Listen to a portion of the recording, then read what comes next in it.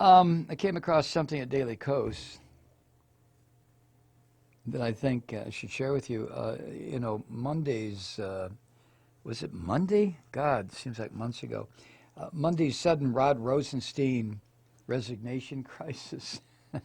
Remember when all of a sudden he was called to the White House, or he thinks he was, or he went to resign or to be fired, whatever the hell that was. Daily Kos points out that little crisis didn't come out of nowhere.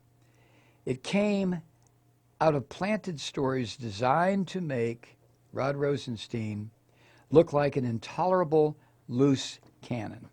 Now, these are stories planted by the Trump bastards, the Trump gangsters. But the timing, as Daily Kos points out, the timing does seem curious.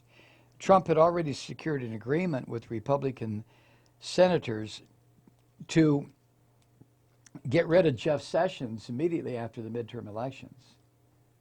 Yeah. And that would allow Trump to sideline Rosenstein. Not Trump himself, but Trump would put somebody in Jeff Sessions' position, Attorney General, who would do the dirty work on Rosenstein. And Trump's new Attorney General would be in a position to take care, so to speak, of the Russia investigation on demand. He would do whatever Trump told him to do.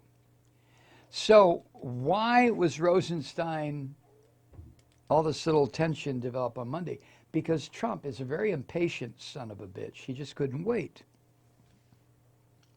The Washington Post report on the morning's confusion shows what happens when everything is about protecting this autocratic fuck who's in the White House. White House sources are claiming that Deputy Attorney General Rod Rosenstein is not only planning to resign, but has already resigned. Remember that? That was the story put out Monday.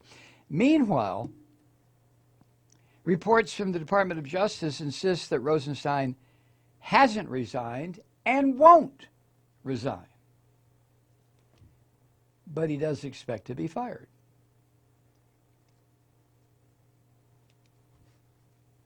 Do you know who wants his job, or wants Jeff Sessions' job? Is that little mealy-mouthed son of a bitch, Graham Cracker. That's what that show today was about, with Graham Cracker acting all furious and pissed off. He was playing to an audience of one who happened to be on Air Force One. But I digress. Now, a resignation by Rosenstein, that's what Trump wants. That's what he wants from Sessions, too. That's why he keeps grinding on Sessions. He wants Sessions to resign so that he, Trump, doesn't have the awful consequences that would come if he does fire his Attorney General or his Deputy Attorney General.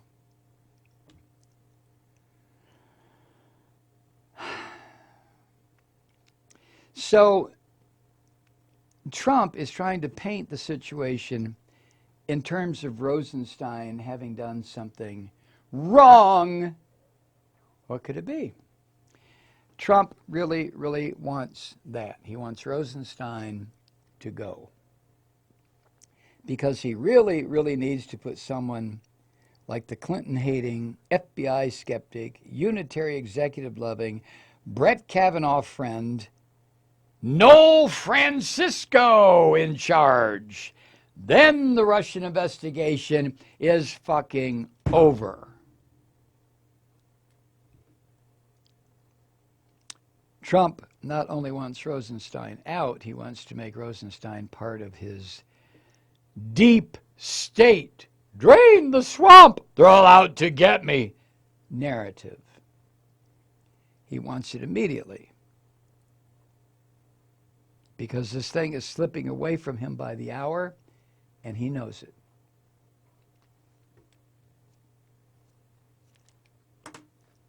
The last month has seen the conviction of Trump campaign chair and fellow gangster Paul Manafort. Guilty pleas from Trump personal attorney Michael Cohen.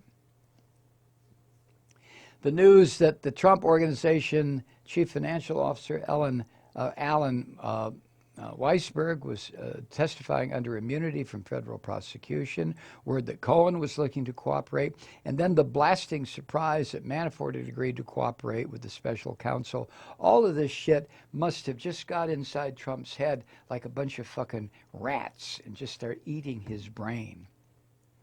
And finally, there was that extra dash of news that Cohen was in the midst of spilling to the special counsel in advance of any cooperation agreement. See, Cohen has had his come to Moses moment.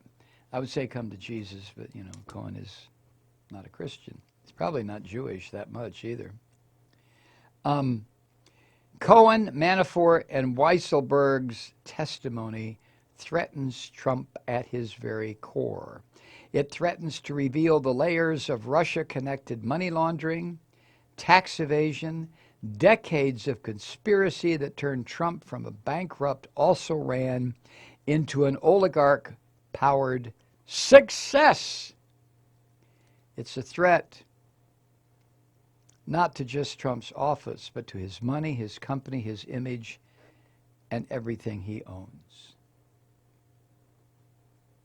That's the scenario. There are two scenarios. And there are two possible scenarios. Only one can play out. And the conflict between the two is something that I think is ripping this country apart. The two scenarios are Trump, to put it very simply, Trump is exposed to be the gangster that he is, and he's removed from office. Now, what happens subsequent to his removal is anybody's guess. Mike Pence is as much of a criminal fuck as Trump is. It's just that Pence focuses all his criminality through his fucked up religion. So no telling what would happen with President Pence. Oh, Jesus. So that's the first scenario. The second scenario is that Trump manages once again to skate away from any kind of consequences for the horrible shit that he's doing. This time, he's not doing it to contractors that he's stiffing. He's not doing it to banks that he's saying, hey, I'm bankrupt, I'm sorry, I owe you $150 million, go fuck yourself. Now, this time he's doing it to the American public, and in a broader sense, he's doing it to the whole world. Trump is a danger to just, I can't think of any institution or country or person or process that Trump does not represent being a danger.